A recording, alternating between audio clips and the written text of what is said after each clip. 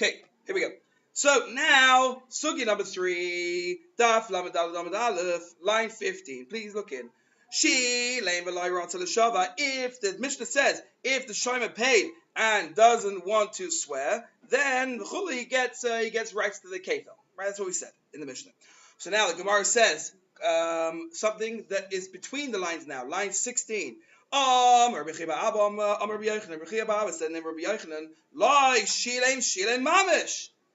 doesn't mean that he actually has to physically pay in order to get rights to the kefil.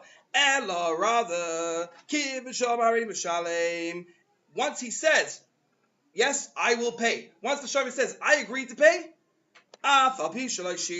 he will get the kefil even though he didn't actually yet pay. So just by agreeing to pay, he's already got the rights to the kefil. So now we have a challenge on this. Hang on a second. You can't say that. Why? Because we're on line 18. Looking in line 18. Tanan. Hang on a second. It doesn't say in our Mishnah. It says, if he pays, then, and he doesn't want to swear, that's when he gets the kefil. That implies, shilem in, that if he paid, yeah, that's when he gets the kefil. Which implies, lie shilem. If he didn't actually pay, lie. Then he doesn't get the kefil. So how can you say that he doesn't actually have to pay Rabbi Chia Abba in the name of Rabbi Yochanan? So it comes back to the Gemara and says, no, this Mishnah is not a good proof. Why? Because if you look at line 19 at the end, Amos Seifa. The Mishnah doesn't mean that necessarily. Why? Because you look at the end of the Mishnah, it says, if he swore and he doesn't want to pay, that's when he doesn't get kefil. Line 20. Timer! The reason that he doesn't get the kefil is why? He didn't want to pay. Which implies that just by this implies that just by wanting to pay, he'll get the kefil. Even though he didn't actually pay. So the beginning of the Mishnah implies that you have to pay. The end of the Mishnah, the same Mishnah implies you don't have to pay. Which one is it? So the Gemara says, since it seems like a contradiction between the beginning and the end of the Mishnah, therefore we cannot learn from this Mishnah one way or the other, whether he has to pay or not, or if he can just agree to pay. So therefore, our Mishnah is not a proof. So now back to what Rabbi Yochanan said, that you don't have to actually pay. We bring a support for Rabbi Yochanan. We bring a brisa now to agree with Rabbi Yochanan. It goes according to him. What is this brisa? The brisa says the following. If someone rents a cow for his friend, now we're talking about a soicher, a renter.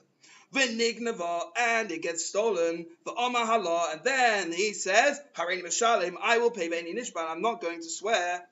Then the ganav gets found. Then line 25, he pays the kefil. Who to whom? La soicher. He pays the soicher. The soicher says, I'm going to pay, and we give him the rights to kefil. Fantastic. This brisa now says that a shomer doesn't have to actually pay. Hang on a second.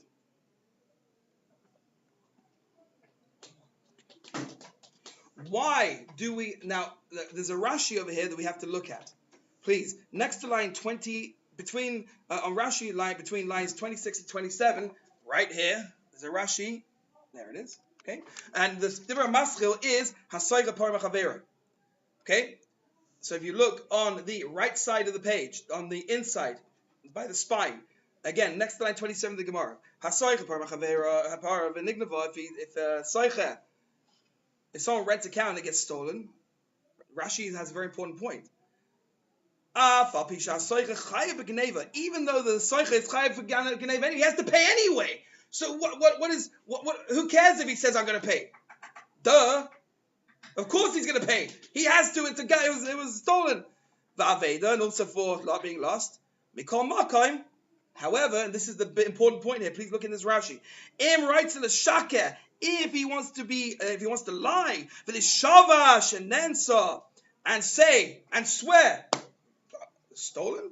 No, it got hit by lightning. Oines. He could make himself potter. Hilkach, therefore, kiyama nignava v'chiv atzmai bekeren nikne loy hakefel. Since he decided to own up and say, yes, I'm going to pay, and he didn't, and he was honest enough to say he was at fault, rather than lying and saying it was oines to make himself potter. So therefore, that's enough to make him be able to get the kefel just by saying I'm going to pay. Very important, because he could have made himself potter, but he decided to remain chayev by telling the truth. Very important point. Okay, now back in the Gemara. Line 25. Rav Papa says. Now we're going to have two versions of Rav Papa, by the way. Make sure you understand that, because we have to keep track of them. Shai Mechinam. Now we're going to go through a whole list of Shairim and whether they can say they're going to pay or not. Shai Mechinam, Kivin Shama, Pashati, if he says, Pashati, I was negligent, Matlik Fela, he acquires the kefil just for saying that. Why? Because if he wanted to, Pata Nafshev Geneva, he could have said it was stolen, and then the Shai Mechinam would be Potter. So therefore, since he could have made himself Potter and he didn't, we give him the kefil. Shai Mesacha, what about a Shai Mesacha, Kivin Shama, Nignava, once he says it was stolen, Matlik Fela, he will get the kefil because he said it was stolen. Why? Did he buy potter nafshe b'shvura mesa? Because he could have made himself potter by claiming it was broken or it died. In other words, oines. Shayel shaymer hareini mishalim, but a shayel, a borrower, who says, "I'll pay." Line 30, by the way, if you lost the place.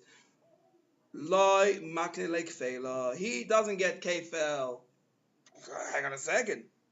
But my Havalela Mifta Nafshe, the reason is because he has nothing to make himself potter with. What's he going to make himself potter with? Shoel has the most responsibilities. So the Gemara answers in line 31 at the end, he could have said it died in the course of normal work, which even a Shoel is chayav for. Potter for, excuse me. No. So this version of Rav Papa says, line 32, dying in the course of normal work is not common, and therefore we're not going to let him just get away. Oh, it died in the middle of work. That hardly ever happens. We're not accepting that. We're not going to let him get the kefil for just saying I'm going to pay. Now there's another version of Rav Papa. There's another version. This version says that the first version says a shoyel has to pay and can't say I'm going to pay. Line 33 at the bottom, in the first beginning of the line. Is another version that says Rav Papa said shoyel nami once a shoyel says, yep, I'm going to pay, he gets the right to kefil. Why? Because